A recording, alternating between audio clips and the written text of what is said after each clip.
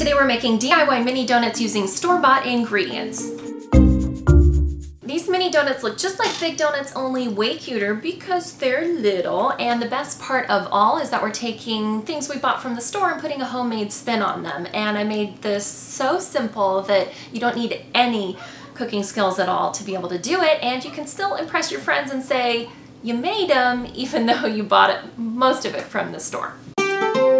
All you need are some plain mini donuts. You can a lot of times find these in your store's bakery, but my grocery store was out of them, so I had to go to the bread aisle, and I ended up getting some with the glaze on them, but that's okay because we're going to cover that up. You also need some plain cake frosting. Now, making a donut glaze is as easy as mixing together powdered sugar and water, but again, I wanted to make sure that you didn't need any cooking skills at all to make these super cute mini donuts. And the bonus is that I got some ultra hot pink frosting. So I've got some nice color going on there as well, which I would have had to add food coloring for if I made my own glaze. You also need some sprinkles or whatever kind of decoration you want, but I decided to take the classic donut look and go with some sprinkles. You need some wax paper and a cooling rack and a microwave. First step, you're going to lay down your wax paper to make cleanup a lot easier because it's going to get messy, and place your cooling rack on top of that. And then line up your mini donuts so that they're nice and spread out so they don't stick together once you start putting the glaze all over them.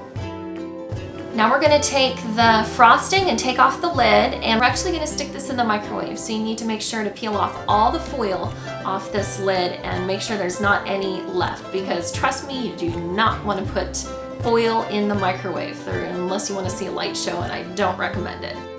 If you've ever bought hot fudge from the grocery store to make ice cream sundaes with, the kind that comes in a glass jar, the instructions have you microwave that in spurts so that it doesn't get too hot, but it's still hot enough to pour.